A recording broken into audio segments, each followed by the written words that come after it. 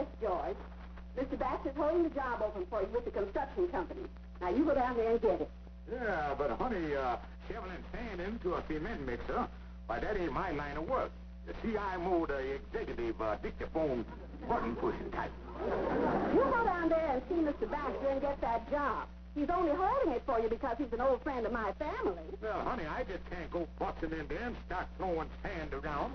I got to have references, and it'll probably take me 2-3 weeks to get somebody to referend a good word for me. Get up here, go. I've already told Mr. Baxter all about you. And he's still willing to hire me, huh? This is the showdown. You're going to go to work, earn a living, and start acting like a responsible, respectable family man. And if you don't bother coming back to me. Well, honey, being you put it to me in that sentimental manner, I guess I'll have to go. I'll see you later. Andy, I'm glad to see you've gotten this job with the insurance company. Yeah. You know, Amos, you're making a real smart move getting this college education policy for Arbadello. Well, it's really a good thing, you know, Andy. Yeah. My papa had got one of these for me. I would have been going to college when I was 17 if I'd have been out of grammar school. Yeah, well, I'll send you a check for the first premium. Thanks, Amos. How's the insurance business been going? Oh, good. I've been on the job a month now and already sold 2 policies. Yeah, to who? You and me. But I got some more calls to make. I'm going over to Kingfisher's place now. Glad to hear that. Yeah, well, thanks again, Amos. I got to get going. See you later. Well, so long, son, and good luck. Thanks. Now, this will be your job, Stevens. You shovel sand from this pile into the cement mixer. Oh, that's fine, Mr. Baxter. I go shop around for a shovel. I remember a pretty good shovel store up in Connecticut. You don't have to buy a shovel. We give you one. Now, how about getting to work? This all-day job? You put in a full day. 8 to 5, you work. 8 to 5. What's the odds if I don't work? Look, Stevens, your wife told me you'd try to weasel your way out of this job, but she gave me strict instructions not to let you. Are you going to start now or in the morning? Well, 9 o'clock now, and you quit at 5. The day pretty well shot. I'll see you in the morning.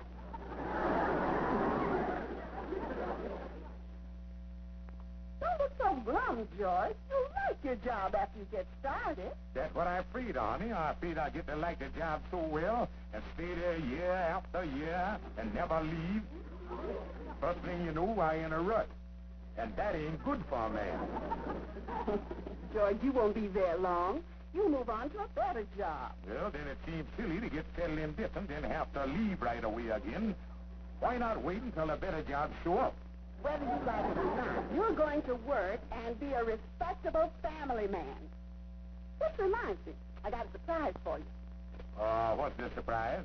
Andy's coming over, and you're going to buy a life insurance policy from him. A life insurance policy? Yes. That's just in case something happens to you. This is just part of my plan to make you a good provider. Well, honey, it's a good idea, but I just don't have the money for the premium. I thought about that. You can pay the premium out of your first week's salary. After all, it's for the future. You mean I shovel sand in that cement mixer all week to get money to give to Andy so you can collect when I... The only future in that don't include me. Oh, that's me, Andy, now.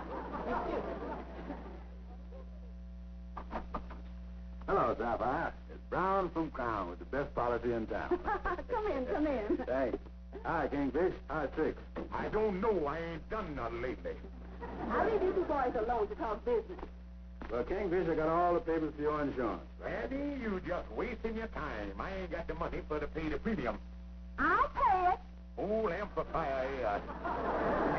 You picked the worst day of my life to come around. Sapphire making me take a job. And I starts tomorrow morning heaving sand all day. Oh, cheer up, Kingfish.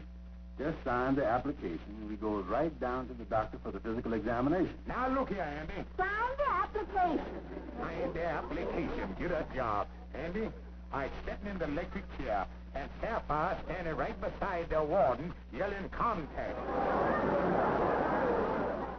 Well, Mr. Stevens, there's just one more thing we want to find out. I get poked and prodded, blood pressurized, Now what? Well, if you'll just step over here on the scale. I want to find out how much you weigh. Yeah, work like a horse and get weighed in like a jockey. 104 pounds. You're a little heavy. You must have a pretty good appetite. Oh, yeah, everything I eat go right to my stomach. Well, your general health's pretty good, Mr. Stevens, but you are a little overweight. Now, before I can pass you for insurance, you're going to have to go on a diet. Take off about 25 pounds. Go on a diet, huh? Yes, no bread, no sweets, no potatoes. I have a diet I prescribe for my patients. Yeah, breakfast. Small piece of dried toast. 1 sliced fig, 2 tablespoons full of yogurt. How long I got to live on this? Oh, about 3 weeks should do the trick. 3 weeks? I don't know if I can do it. Well, it's up to you. Say I have to catch a train. If you get on your hat and coat, I'll talk to Mr. Brown on my way out.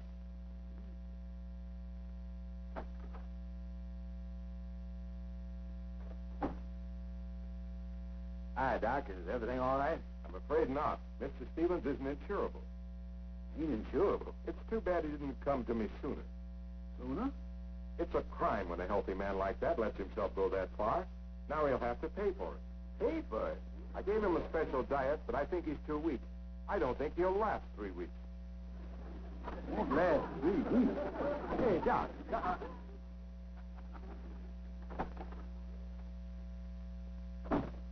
Well, Andy, did Doc tell you the news? Yeah. Kingfish, I can't believe it. Well, Andy, I guess it's my own fault. I lived it up too much and it done caught up with me. Don't give up so easy, Kingfish. Ain't no use, Andy. I don't think I'll last the 3 weeks. Now, don't believe what that doctor says. I know lots of fellas been told they only had a couple of weeks to live and they're still kicking around. Live? What are you talking about? Oh, don't try to make no secret of it, Kingfish. The doctor told me when he went out that he didn't think you'd last 3 weeks. Did the doctor say what's wrong with me? No, he just said you couldn't be insured. What is it, Kingfish? Andy, I'd rather not say. Can you do anything? Oh, yeah, Andy. I have an attack. Andy, don't say nothing about it to Sapphire. She expect me to go on that job in the morning, and I don't want to let her down. Kingfish, you can't go to work when you only got 3 weeks to live. Andy, I hadn't thought of that. I work 3 weeks, and it pays off once a month, and I missed the paycheck by 1 week. Oh, the disappointment of it all. Come on, Kingfish, I'll take you home. Yeah, Andy. Give me your arm. No, Andy. I got to conserve my strength. Carry me, Andy. All right,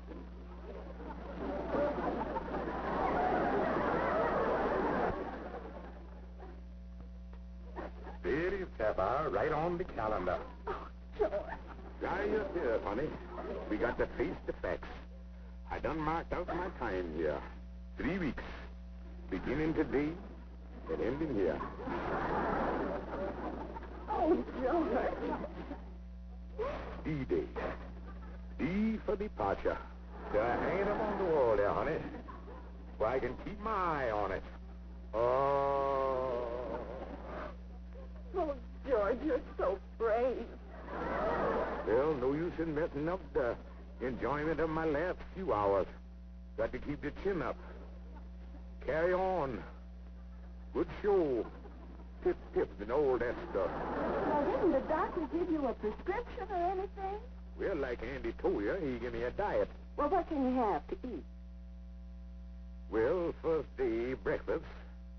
Filet mignon, medium rare with mushrooms.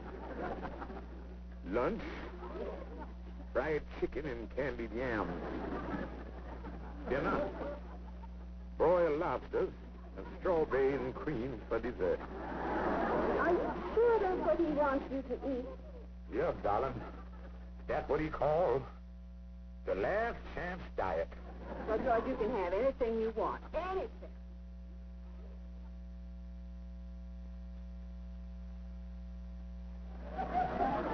There you are, George. Did you enjoy that? That was very good, honey. But the next time, put a little more wild rice on the squab. Anything else I can get? Honey, I just laying here thinking. I'd like to have a television set in here so I could look at it while I fading away. Well, I'd like to get you one, George, but I just don't have the money. Oh, that must be Andy. Let him in, honey.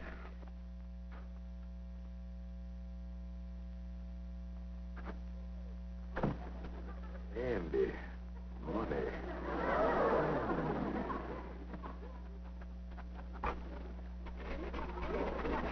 Go right in, Andy.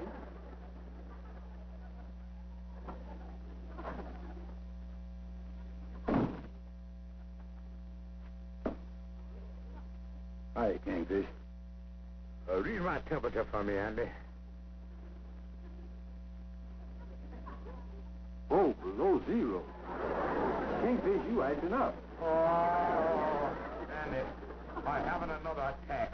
Oh, sit down a while and watch me suffer. Oh, oh, they're getting worse. Is there anything I can do for you, Kingfish? Yeah, Andy. Hand me that pad and pencil over there. Sure, Kingfish. Oh. Oh. Oh. There he is, Kingfish. Thank you, Andy. I want you to write something down for me. My last will and testimonial. Kingfish. To whom it may concern, I, George Stevens, being sound of mind and lately deceased, bequeath and donate my estate. Party of first part, hereafter known as Andrew H. Brown. Oh, Kingfish. I give and hand over my solid gold-plated railroad-type watch, easy worth $500, to the aforesaid Andrew H. Brown, my good friend and bosom companion. Oh, Kingfish. Andy, I just realized what a terrible thing I doing to you, leaving you this watch. What's that? The inheritance tax. Andy, if I inherit this watch to you, the government gonna bracket you with a 50% inheritance tax on this $500 watch. And that's $250. $250? Andy, I can't do this to you. I want you to have the watch. I'll tell you what I do. Then we get around the inheritance tax this way. I sell you the watch now for $150, and that saves you $100 in the hereafter. Kingfish, I don't really need no watch right now, and Andy, I having another attack. Andy, you better act now and save yourself $100.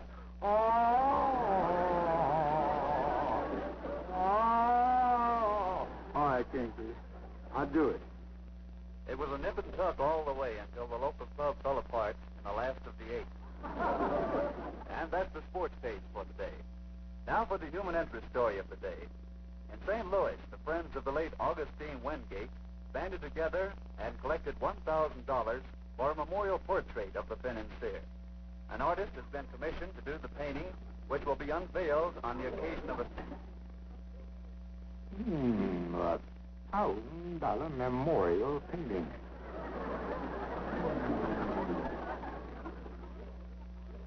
And Andy, I think the memorial painting should be hung right there behind my chair in the lodge hall to fill the void that I done left behind. Yeah, that'll cover up that hole in the wall there pretty good. Andy, I'm glad you like the idea. That's the reason why I appoint you a chairman of the George Stevens Memorial Picture Painting Collecting Committee. I'd rather not. Andy, I done that because I want to go down in your memory as a kind and generous man. And that's the way the picture gonna show me, my smiling countenance, etched indelicately in oil, and hanging in the large room as an inspiration for the other large brothers to carry on. Well, they carry on pretty good whether you there or not. How much has I got to collect for this oil paint picture? $1,000. 1,000. Well, Andy, that's pretty reasonable. Now, if you went out and had a picture painted by Rembrandt or Pistachio or one of them fellas, it would probably cost you $100,000 or $200,000. Yeah, but they did. Andy, that's just the point. The fella I got in mind to paint this picture is about to go down in prosperity. So he's willing to cut rate the price while he's still here. But Kingfish, now listen. Oh. All right. I'll do my best. Well, Mr. Calhoun, you're in pretty good shape. Oh, thank you, Doctor. I'm so glad to hear that. Thanks. Now, Mr. Brown's selling quite a bit of insurance. You're the 5th prospect I've examined for him. Well, you see, Doctor, I didn't want the same thing to happen to me like what happened to the Kingfish. Kingfish? Yeah, you remember. George Stevens.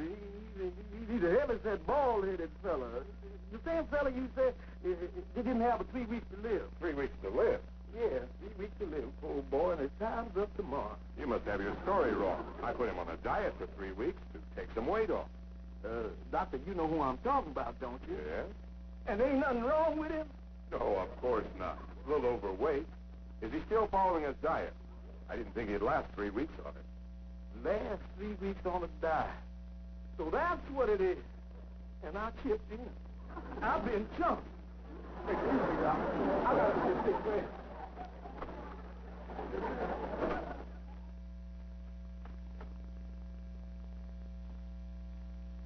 Stevens? Oh, Doctor, I'm so glad you're back. I want to talk to you about my husband. Yes, and I'd like to talk to you about him, too.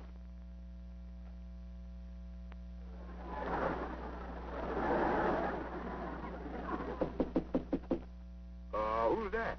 Me, Kingfish. Can I come in? No, you can't come in now, Andy. I haven't a spell.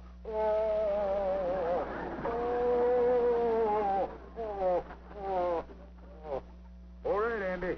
You can come in now. Hello, Kingfish. Oh, Andy.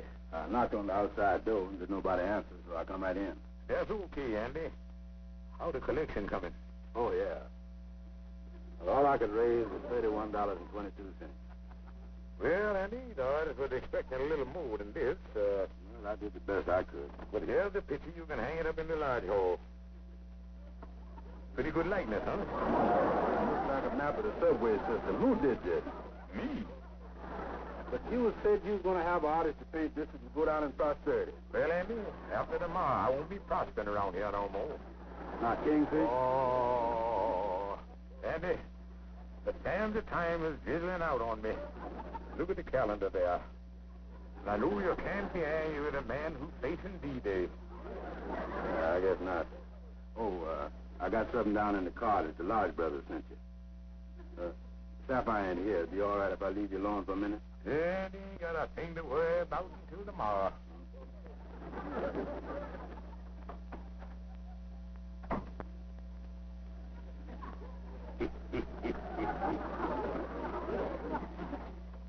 Hi, Andy. Where's the Kingfish? He's in the bedroom. Go in there and keep him company for a few minutes. Kingfish? You give me back my $3. Oh, what $3?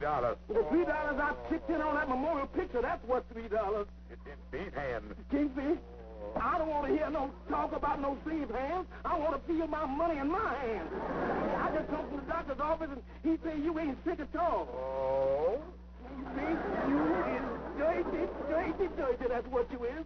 You not only gypped your honest friend, you is now gypping me. Algonquin Kingfish, I'm going to tell everybody what you done, and you really going to be sick. Now, wait a minute, Calhoun. I'm just as glad as you is that the doctor made a mistake and I ain't sick. Kingfish, you give me back my $3.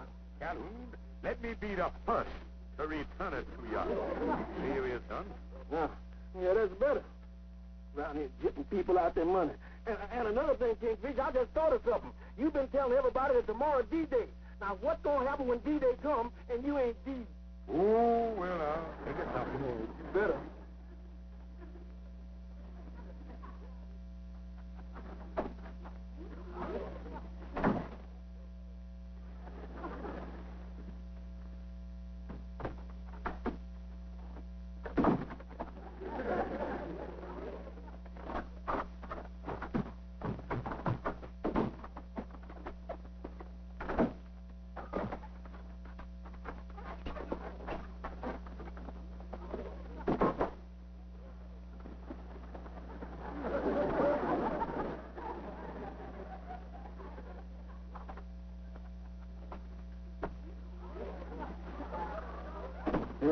Kingfish. Powerful brothers of the lodge. Bon voyage, wherever you're going. Thank you, Andy. Oh, that's all right, Kingfish. Hey, what you doing with your hat on? Oh, Andy, did you, hear them old-time Westerners what died with their boots on? Yeah. Well, I come from a clan that died with their hats on. Hey, what's this suitcase doing here? Well, I tell you, Andy, it's like this. Hey, you all dressed. Oh, and my clan died with their clothes on. Formal to the end. Kingfish, you going someplace. Andy, I didn't want to tell nobody, but I got to thinking, and I thought it'd be the decent thing to spare my friends my last moment. So I'm going to pack up here, and I'm going away, where I can fade away private life. Yeah. Where you going? Tombstone, Arizona. Say, Kingfish, if you fading out, what are you taking these swimming trunks along for? Well, now, Andy, in these fading cases, a man never knows what direction he's going in. It's just a chance that he might end up in a hot climate. Want to do a little swimming. Now, look, Kingfish. Andy, I think it's best this way. I don't want to see the sadness on your face, but I take off to apply for membership in the big lodge hall in the sky. Yeah, well, I guess it's better this way. Well, so long, old pal. Au revoir. Till we meet again, someplace, somewhere. Yeah, somehow.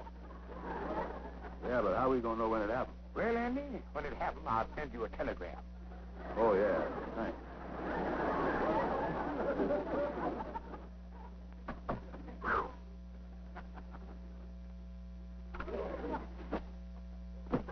Oh, George!